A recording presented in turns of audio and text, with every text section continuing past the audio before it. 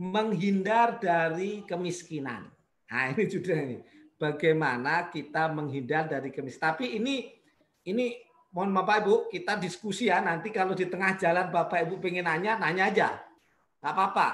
Karena ini materinya saya blended. Saya campur antara ayat, hadis, dan teori-teorinya para ahli lah. Ngomong bagaimana sih, bagaimana, dan kita kaitkan dengan kehidupan kita. Baik, pertama ini Bapak Bu. Kalau kita pengen tidak miskin, ya tidak miskin. Pertama, kita ini harus dari awal jadi orang yang rajin. Sejak pagi kita harus bekerja. Dari pagi. Itu begitu tuh. Kenapa? Jadi ada riwayat, ada anjuran dari Rasulullah, dari Nabi Muhammad. Apa itu? Allahumma barik li ummati fi bukuriha. Rasulullah berdoa, berikanlah keberkahan untuk umatku di waktu pagi. Artinya apa? Ketika pagi itu waktu yang penuh berkah. Maka kalau orang jangan menyia-nyiakan waktu pagi untuk mencari rezeki Allah. Gitu maksudnya. Bapak Ibu begini. Nanti bisa di-searching lah di Google. Atau ini pengalaman saya. Saya ini punya dulu ketika saya di pondok ada tetangga. Tetangga itu nggak apa-apa, saya sebut etnisnya ini baik masalahnya. Dia seorang Cina Bu. Dia punya toko. Nah, dia buka warung tokonya itu 5:30 udah buka. Nah, jadi orang-orang tuh kalau mencari kebutuhan pagi pasti dia. Jadi kira-kira orang belum apapun dia udah buka. Begitu. Nah, ini sebetulnya mengamalkan doa Rasulullah. Ini walaupun misalnya non muslim, di pagi-pagi semangat. Ketika dia semangat mendapatkan keberkahan karena didoakan Rasulullah. Keberkahan itu apa sih? Bertambahnya kebaikan. Tuh, begitu. Nah, makanya dari pagi Bapak Ibu semangatlah. Ini kunci.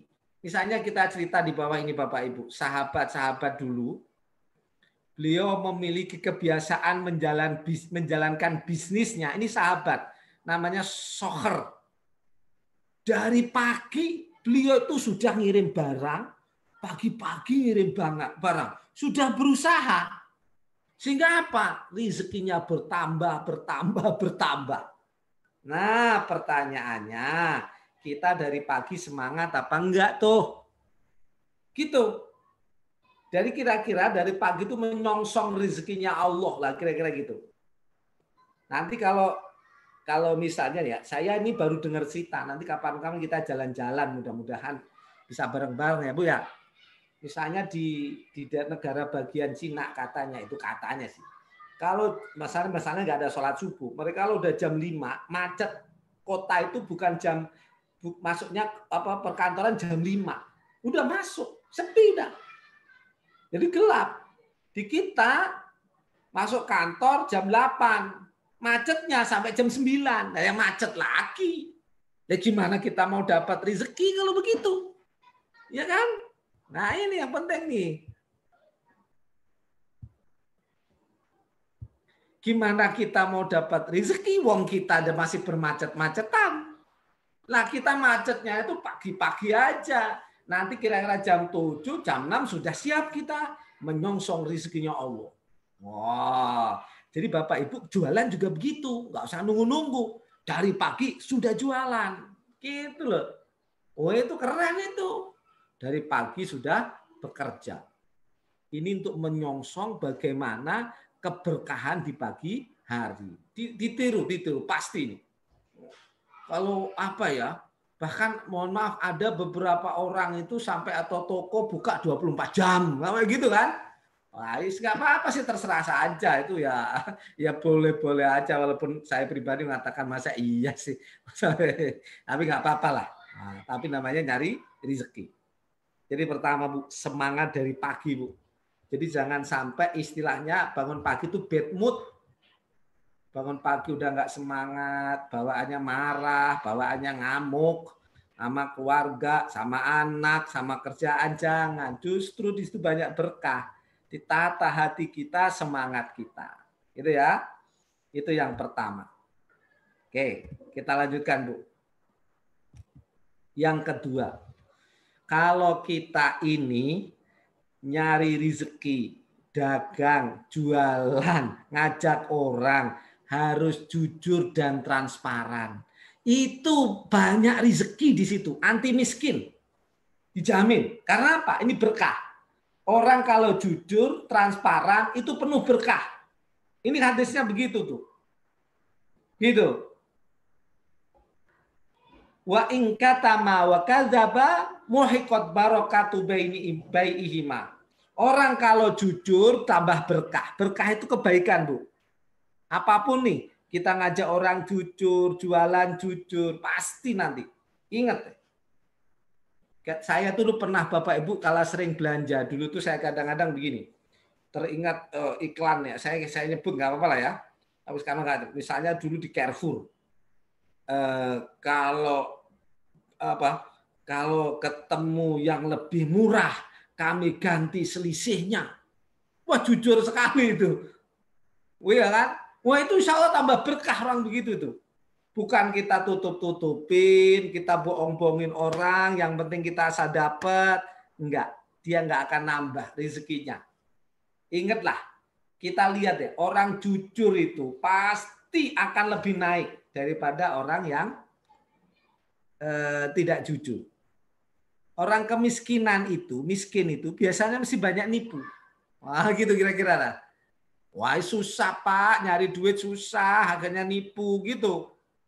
Dulu saya begini, ini ada kisah saja, kisah ini Bapak Ibu. Saya cerita saja lah ya.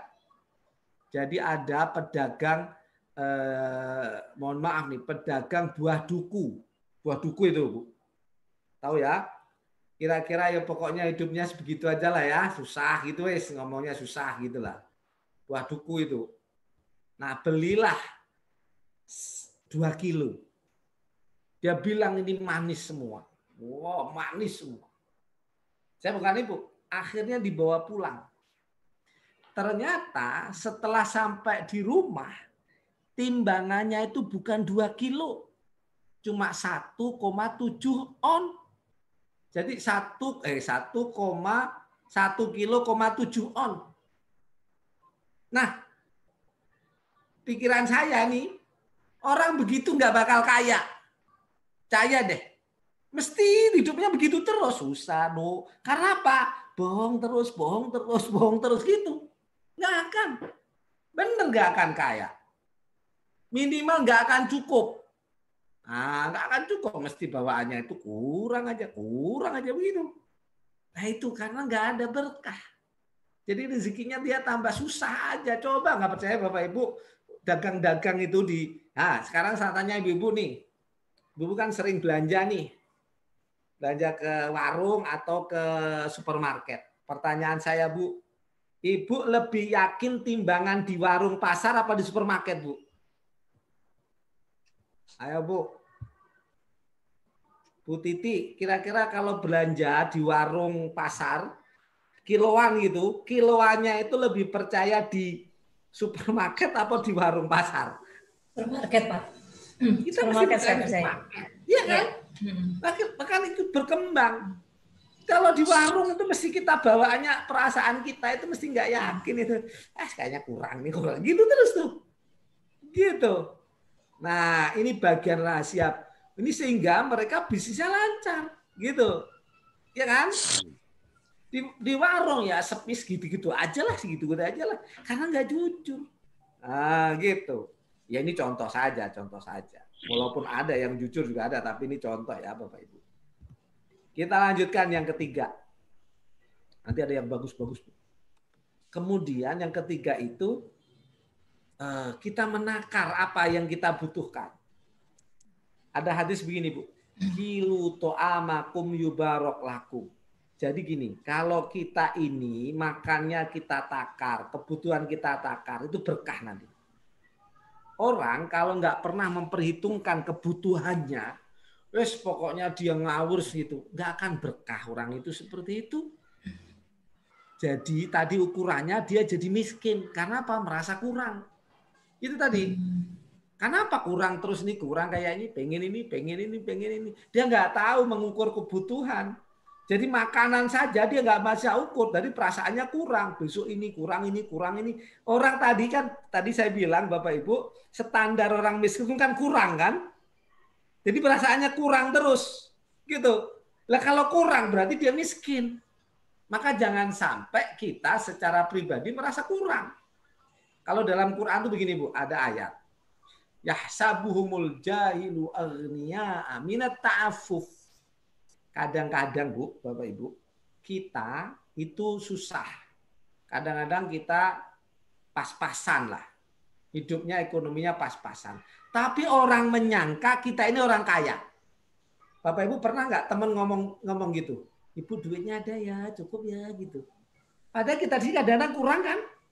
Itu sebetulnya apa Bu? Kadang-kadang kita tidak menunjukkan posisi miskinnya kita kepada orang lain.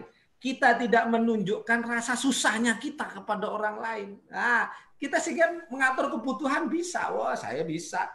Selesai, tenang aja. Itu tuh. Jadi mindset miskin itu perlu dirubah. Dari mana? Dari kebutuhan. Jangan sampai kita melampaui membeli sesuatu yang nggak kita butuhkan. Nggak dapat berkah kita. Gitu lah. Sama dengan gini Bu, Bapak Ibu, ini kalau yang Islam puasa, buka puasa itu, buka puasa. Buka puasa itu Bu, namanya orang mau buka puasa itu semua pengen dimakan nggak? Sehingga ibu-ibu nyiapin. Ini ada kolak, ini ada jus, ini ada es teh. Ini minuman doang tuh. Nanti ada air putih. Enggak, ini baru minuman nih. Baru nanti gorengan. Gorengannya nggak cukup satu Bu. Oh, macem-macem tuh. Pertanyaannya Bu, Ibu sekali minum satu gelas kenyang nggak? Kenyang udah. Itu namanya nggak berkah jadinya. Wah, semua disiapin, akhirnya nggak kemakan. Karena apa? Perut kita ini terbatas. Itu namanya kita nggak ngerti menakar kebutuhan. Kita butuhnya seberapa sih? Semua disiapin. Wah, air minumnya tuh macem-macem. Baru gorengan, itu baru pengantar, mukodimah. Baru setelah itu makan besar. Makan besar itu lo nggak cukup dengan lauk satu, Bu. Sayur ini, lauknya ini, ditambah ini. Wah, Masya Allah. Toh nanti akhirnya nggak muat juga. Itu namanya kita merasa jadi miskin. Nah, nggak diberkahi jadinya, gitu. Oke. Kita lanjutkan ya, Bu. Jadi kita harus mengatur, menakar kebutuhan kita itu apa sih? Penting. Yang keempat, saya mohon maaf Bu Titi, sampai jam berapa kita? Nanti diingetin ya kalau udah cukup. Ingetin kalau panjangan Pak Ustadz. Yang keempat, ini penting Bu, penting. Ini mindset miskin nih. Jangan cemaskan pendapat orang lain. Penting. Bapak Ibu, penting. Apa ini maksudnya? Gini Bapak Ibu. Kita ini kadang-kadang cenderung mengkonsumsi barang tertentu yang sebetulnya hanya menurutin omongan orang. Gitu. Contoh nih. Ada orang rela, ada orang ngutang uang yang nggak sedikit jumlahnya banyak tuh. Hanya bahkan sampai berbunga, pakai bunga. Gitu kan? Hanya pengen menunjukkan agar pernikahan putrinya megah sekali. Beli gaun yang sangat hebat, sangat cantik, mahal. Menghabiskan duit berapa saja. Ketemu nggak orang begitu Bu, kira-kira Bu? Ada. Ada pertanyaannya. Itu dipakai sekali, belum tentu. Ini hanya kita cemas. Padahal orang belum tentu itu seperti itu yang kita inginkan. Nanti perasaan kita tuh pengen dah lah. Wah, biar orang nanti melihat kita, wah punya uang. Itu mental miskin sebetulnya. Nggak begitu. Hidup tuh sederhana, nggak usah dengerin omongan orang. Gitu Bu. Maka ada cerita begini Bu. Ini ada cerita nih Bapak Ibu. Penting nih, bagus nih ceritanya. Jadi ada suatu ketika seorang bapak sama anak. Bapak sama anak itu naik berjalan mau ke pasar, dia itu menuntun kuda. Menuntun kuda, Bu. Bapaknya nuntun, anaknya nuntun. Ada orang lewat. Apa kata orang, Bu? Ini bapak sama anak kok sama gobloknya ya. Ada kuda nggak mau dinaikin. Gitu, Bu. Kok nggak paham gimana sih? Kuda Wah, dinaikin lah. alhamdulillah. Nak, coba kita naikin yuk. Naikin berdua. Dinaikin, Bu. Berdua. Ketemu orang. Orang komentarnya apa lagi? Ini orang nggak punya perasaan sama binatang ini. Masa kuda dinaikin dua, anak sama bapaknya. Wah, kata bapaknya, nak kita turun nak, kamu yang naik. Gitu. Anaknya yang naik, bapaknya nuntut. Ketemu orang, apa komentarnya? Anak kurang ajar, nggak sopan sama orang tua. Masa bapaknya suruh nuntun? Gitu. Kata bapaknya, nak tukeran. Saya yang naik, kamu yang nuntun. Ketemu orang, komentarnya apa itu? Bapak nggak punya apa ini? Nggak punya pendidikan apa? Masa anaknya suruh nuntun? Wah, gitu. Apa yang sampai terakhir? Nak, ayo kita gendong aja kuda ini. Ini orang gila apa ya? Itu. Ada nggak komentar yang baik, Bu? Ada. Jadi semuanya dikomentari. Itu orang. Itu yang saya bilang nggak usah cemas dengan orang. Gitu loh. Itu penting tuh. Karena apa? Kalau kita cemas dengan pembicaraan orang, jadi kita ini tertuntut. Nanti bikin pesta, bikin acara yang seharusnya kita nggak mampu, dimampuin. Jadi miskin kita. Akhirnya punya utang. Iya kan? Karena apa? Hanya cemas dengerin orang lain. Coba deh Bu, kita pakai baju baru. Ada yang komentar nggak? Ih, bajunya bagus. Kerudung deh, ibu-ibu pakai kerudung tuh. Ya Allah, Bu Titi kerudungnya ganti terus tiap hari ya. Mau komentar. Nanti kalau coba ibu nggak usah ganti kerudung sebulan. Mesti ada yang komentar juga. Itu apaan sih kerudung sebulan nggak pernah ganti? Wah gitu itu. Pokoknya nggak pernah selesai. Itu orang itu. Itu kalau kita cemas. Cemas itu kan gini. Kita berpikir yang sebetulnya orang tuh nggak berpikir gitu loh. Gitu. Udahlah kita itu apa adanya, berusaha maksimal mungkin agar kehidupan kita itu enjoy, tetap gitu, smile, senyum, gitu udah enak, nggak jadi miskin kita, nggak jadi susah, nah, gitu ya. Nggak banyak beban. Yang kelima, ada pertanyaan Bapak Ibu silahkan kalau ada ya, pokoknya stop aja kalau ada pertanyaan. Iya. Oke, yang kelima, Bapak Ibu harus mengatur prioritas keuangan dengan bijak. Ini penting ini. Jadi misalnya kapan harus beli ini, kapan beli ini bagian dari mengatur kemiskinan. Apa agar terbebas dari kemiskinan. Ya termasuk beginilah. Kalau tadi ini kaitannya dengan kalau kita nggak butuh ya nggak usah ngutang. Bukan berarti ngutang nggak boleh ya Bu. Nanti ada di belakang ada. Itu kalau udah terpaksa, udah jurus terakhir lah. Tapi karena ketuntutan kita nggak ngerti nih waktunya ini kita nggak gitu. Ini menurut para ahli Bu, ini menurut saya bacain Bu. Menurut para ahli psikologis, orang-orang yang merasa miskin dan cemas justru akan mengatur prioritas keuangan dengan salah. Misalnya apa? Menghabiskan gaji untuk barang-barang mewah, melayani tamu secara berlebihan, membeli ponsel meskipun harus kredit selama kurun waktu tertentu. Itu nggak ngerti prioritas. Gitu. Memaksakan ya Pak Ustadz ya. Betul, gitu Bu. Udah tenang aja, gitu ya. Baik, kita lanjutkan yang keenam. Nanti kita dialog. Yang keenam, ini yang penting. Saya taruh di 6, nggak apa-apa. Ini sengaja saya taruh di tengah. Yang paling penting Bu, jadi segala sesuatu itu karena rahmat Allah sama Tuhan lah. Kita harus tetap berdoa, berusaha, berserah diri. Jadi kondisinya apapun kita nggak bisa terlepas dari rahmat Allah. Banyak contoh, banyak beginilah. Dulu orang yang miskin, jatuh miskin, tahu-tahu jadi kaya. Dulu nggak punya uang, kemudian punya uang. Atau sebaliknya, dulu kaya raya, kemudian jatuh miskin. Harus banyak. Artinya apa? Ya kita yang paling sukses itu usaha maksimal, tetap jangan lupa berdoa. Berusaha jangan berhenti. Berserah diri, usaha maksimal. Kenapa usaha maksimal? Ya karena diperintahkan. Tapi jangan lupa, kesuksesan kita bukan karena usaha kita saja, Bu. Itu semua para tokoh tuh ngomong begitulah, harus nggak usah ngomong Quran hadis ada jelas. Kesuksesan kita itu, ini Bapak Ibu dah, Bapak Ibu punya jaringan. Kesuksesannya apakah sendirian, Bu? Enggak. Mesti ada dukungan orang. Gitu. Gak mungkin kita ini. Karena sifat kita itu adalah sifat makhluk. Yang butuh Tuhan, butuh Allah, butuh Tuhan. Gitu. Butuh kita pertolongan.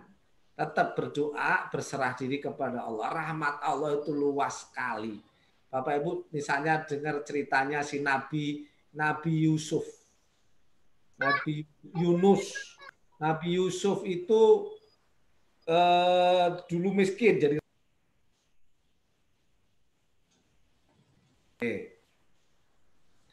misalnya ada Nabi Ayub. Kaya raya. Kemudian pertaniannya terbakar. Rumahnya terbakar, semuanya habis, sampai tubuhnya ini semuanya kena penyakit. Hanya tinggal pasrah kepada Allah. Kembali semua itu. Nah, artinya tetap berdoa. Kita sedang kondisi ekonomi susah, jatuh. Sudah berdoalah, jangan lupa ya Allah. Tapi jangan diem, terus berusaha. Ini ada 10, Bu, nanti 4 lagi. Nanti kita diskusi, nggak usah panjang-panjang. Nanti kalau panjang-panjang, ibunya udah pada ngantuk nanti. Ustaz, malam Jumat ini. Kita lanjutkan. Gimana, Bu? Di poin nomor 6 itu ada nggak ibadah khusus gitu, Pak, untuk bisa dikatakan? Oh, nanti ya dikaji ya, Pak. Nanti kalau mau nanti saya kasih. Ada, Bu. Siap. Ada. Ya udah, saya bongkar sedikit-sedikit. Ya. Di antaranya, Bu, ada beberapa riwayat gini, Bu. Kalau ibu makan, ini tapi riwayat ini masih perlu saya tasih ya kesohihannya. Jangan sampai kita menyepelekan yang paling akhir, Bu.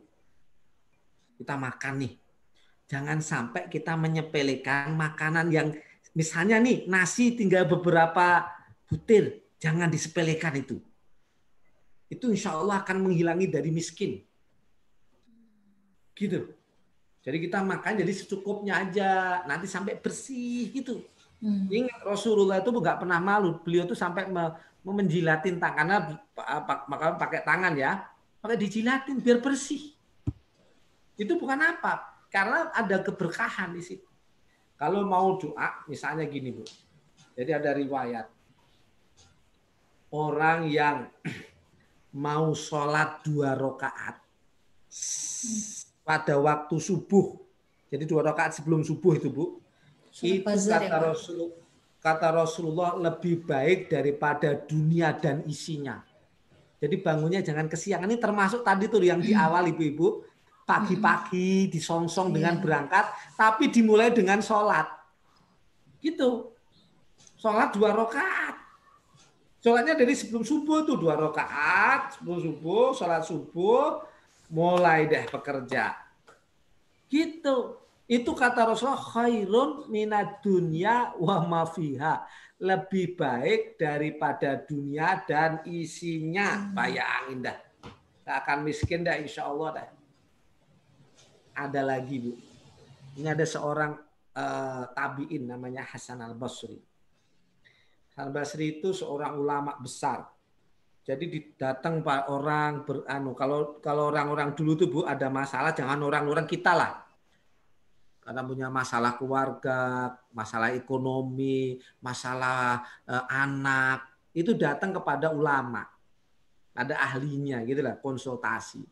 Hasan Basri itu datang ada tamu curhat, anaknya nakal, anaknya bandel banget. Terus Yang datang lagi, pengen punya anak, nggak punya anak juga. Udah menikah lama, nggak punya anak. Wah, akhirnya datang ke Hasan Basri. Ada yang datang lagi, ya Pak Hasan, ekonomi susah banget, ya Allah bisnis. Jualan es nggak laku, jualan bakso nggak laku, mau ngajak orang jualan, nggak ada yang mau ikut. Nah gitu misalnya. Gitu. Apa kata dari semua orang dicap, dah banyak istighfar. Jawabnya satu cuman banyak istighfar. Akhirnya santrinya ngomong, wahai guru, kok jawabnya cuma satu pada semua masalah beda-beda? Kata Imam Basri, betul di Al-Quran itu ada ayat wa qul tastaghfiru rabbakum innahu kana ghaffara yursilis sama alaikum midron wa yumditkum bi amwali wa banin. Jadi kalau Anda banyak mau istighfar, astagfirullah, banyak, nanti ditambahin rezeki. Diturunkan rezeki dari langit. Ditambah, kasih anak yang berkah-berkah. Ditambahin hartanya. Itu karena istighfar. Oh, jadi banyak baca istighfar. Nanti banyak lagi. Gitu ya, diantaranya. Jadi Bapak Ibu kalau mau ngajak orang sambil berjalan baca istighfar itu astagfirullah. Jangan usah kencang-kencang. Astagfirullah. Enggak usah. Wis pelan-pelan. Ya Allah, astagfirullahaladzim. Astagfirullahaladzim ya Allah. Niat nyari rezeki, ngajak orang jualan. Jualan di PT Dep ya Allah. Bismillah lah. Insya Allah bebas miskin. Insya Allah. Gitu. Baik. Yang ketujuh Bu. Ibu bapak perbaiki kondisinya, perbaiki usahanya, rubah strateginya. Innallaha la yughayyiru ma biqaumin hatta yughayyiru ma bi anfusihim. Jadi kita ini kalau mau berubah rezekinya, rubah strateginya, Bu. Kalau anak sekolahin anak lebih tinggi, mengontrakkan kalau ada misalnya kondisi kepepet nih, rumah ya kontrakin sebagian. Bahkan ada strateginya pindah. Pindah itu bisa, Bu. Istilahnya hijrah. Dulu ada sahabat namanya Abdurrahman bin Auf, itu orang kaya-kayanya orang di Mekah. Ditinggalkan semua hartanya di Mekah, hijrah ikut Rasulullah, pindah ke Madinah. Di sana usaha lagi tambah kaya. Pindah. Gitu bisa jadi. Tapi nggak usah ada keyakinan, ini kayaknya nggak hoki ini di rumah ini, ya nggak usah diomongin lah begitu. Mungkin pindah aja, itu diantara artinya apa? Kita merubah, memperbaiki kondisi kita.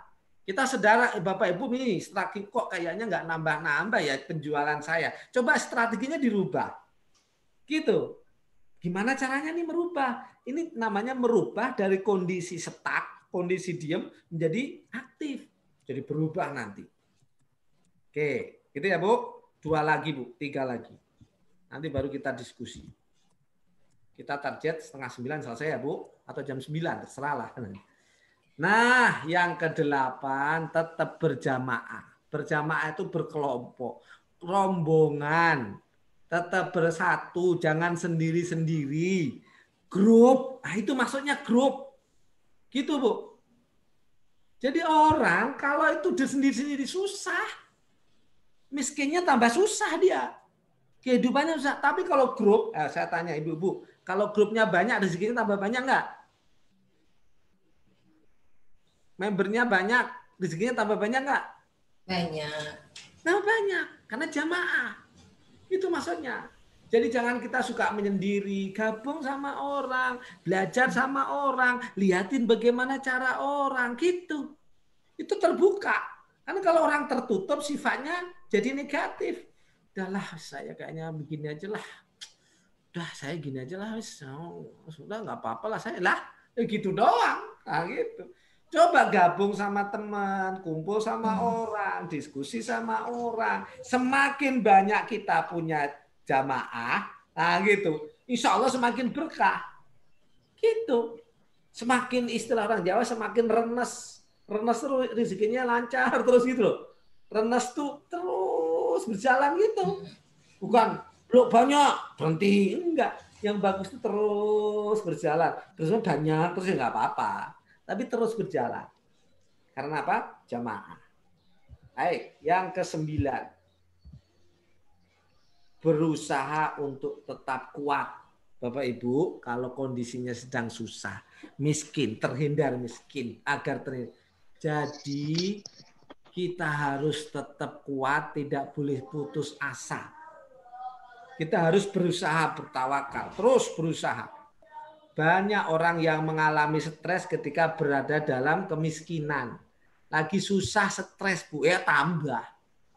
Penelitian telah menunjukkan bahwa orang yang hidup dalam kemiskinan menghadapi tingkat stres yang lebih tinggi dan hanya memiliki sedikit kemampuan untuk melawannya. Sehingga kalau ini orang miskin, biasanya stres, Bu. Miskin nggak punya uang. Nah kita biar nggak miskin, hilangin itu rasa itu. Jangan sampai kita nggak kuat. Ini penting nih. Mohon maaf lah, misal lagi penjualan turun. Kita harus kuat. Jangan stres, udah. Nanti aja nih. Gitu. Ini namanya strategi anti miskin. Oh, terus jalan. Weh, semangat kita. Gitu. Kita ingatlah Bu, apa namanya gini.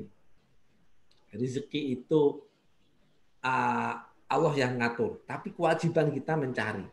Saya cerita begini Bu. Jadi ada orang ini orang kaya raya, duitnya banyak. Dia sering bantu orang, sedekah sama orang, bantu orang miskin. Wah apa, harus dibantu nih, orang yatim piatu, orang buta, dibantu semua. Suatu ketika dia lewat di pinggir kampung gitu. Dia melihat ada burung yang cacat, kakinya pincang, sayapnya pincang gitu. Terus burung yang nggak bisa pincang semuanya kan berarti nggak bisa nyari makan kan? Ada temennya datang yang sehat ngasih makan terus, ngasih makan terus, ngasih makan terus, ngasih makan. Dia berpikirnya begini Bu, wah, lah enakan yang burung sakit itu diem aja dia dapat kok, paham ya? Jadi orang ini yang tadi awal kaya akhirnya dia berhenti kerja Bu. Sudahlah, rezeki udah ditanggung kok, udahlah. Gitu kan? Udah, tenang aja nanti. Akhirnya dia datang ketemu gurunya. Dimarahin, kamu mikir yang negatif. Berpikirlah burung yang ngasih. Jadi kalau kamu berpikirnya orang yang dikasih ya jadi begitu. Berpikirlah orang yang ngasih. Sehingga kamu berusaha terus. Oh ya, saya harus kaya, saya harus punya untuk nolong dia, untuk nolong dia. Berarti Anda lebih baik. Ya seperti itu. Nah, jadi kita harus Bu, ada yang bertanya itu, Bu. Satu lagi, Pak. Satu lagi, Bu. Terakhir. Ya, baru kita dialog. Kita habiskan. Nah, biar habis. Nah, ini terakhir. Kalau sudah nggak mampu, ini terakhir. Memang udah nggak kuat, kebutuhan mepet, boleh kok berutang itu boleh. Tapi ingat kata Rasulullah itu kalau utang hanya untuk kebutuhan pokok. Dan kalau bisa kalau utang ada gadai, ada yang dijaminkan, jangan hanya utang doang. Misalnya Rasul, bayang seorang nabi, seorang Rasul, menggadaikan baju besinya untuk ngambil gandum, Bu. Bukan untuk apa-apa. Jadi beliau beli gandum, karena nggak bisa bayar tunai, udah ini baju besi sebagai jaminan nanti saya akan bayar. Sampai beliau wafat, baju besinya itu belum ditebus, Bu. Ini artinya apa? Boleh orang utang, tetapi hanya untuk kebutuhan pokok. Jangan kayak model sekarang orang. Ya handphone ngutang, beli emas nyicil, beli apa lagi Bu? Baju